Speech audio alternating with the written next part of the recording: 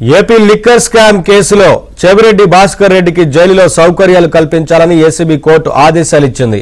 అనారోగ్యం దృష్ట్యా జైలులో దిండు, పరుపు, ఫ్యాన్ వంటివి ఇవ్వాలని చెవిరెడ్డి పిటిషన్ వేశారు. దీనిపై విచారణ జరిపిన కోర్టు సౌకర్యాలు కల్పించాలని ఆదేశించింది. అటు లిక్కర్ స్కామ్ కేసులో నిందితుడిగా ఉన్న YCP MP Mithun Reddy parliament సమావేశాలకు వెళ్లేందుకు ఏసీబీ కోర్టు అనుమతి ఇచ్చింది.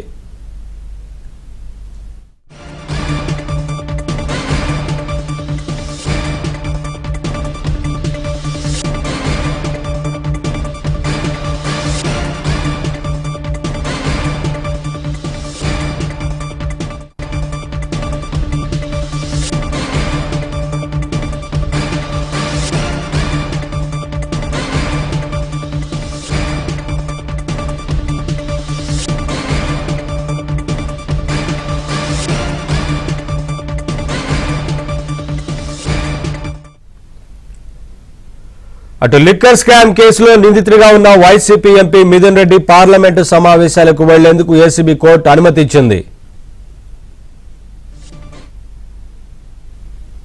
అప్డేట్స్ మా కరెస్పాండెంట్ ప్రసాద్ అందిస్తారు. ప్రసాద్, ఒకవైపున చెవిరెడ్డి భాస్కర్ రెడ్డికి జైలులో సౌకర్యాలు కల్పించాలంటూ ఏసీబీ కోర్టు ఆదేశాలు ఇచ్చినట్లుగా తెలుస్తోంది. మరొక వైపున మిథున్ రెడ్డి పార్లమెంటు సమావేశాలకు హాజరైందుకు కూడా కోర్టు అనుమతి ఇచ్చినట్లు తెలుస్తోంది కదా, ఏంటి అప్డేట్స్?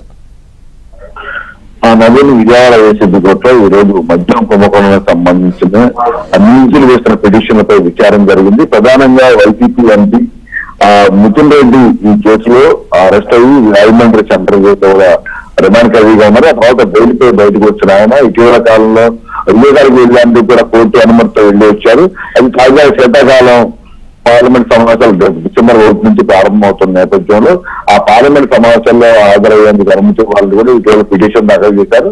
దీనిపై వివర్గాల న్యాయవాదులను వాదనలు విన్న ఏసీబీ కోర్టు ఈ రోజు ఆ మిథున్ రెడ్డి ఆ పార్లమెంట్ సమావేశాల్లో పాల్గొనేందుకు అనుమతిస్తూ ఉత్తర్వులు జారీ చేసింది. అయితే ఇదే సమయంలో అక్కడ ఆ ఇతర సభ్యులతోనూ వాటితో ఈ అంశాలకు సంబంధించి కేసులకు సంబంధించిన అంశాలు మాట్లాడేందుకు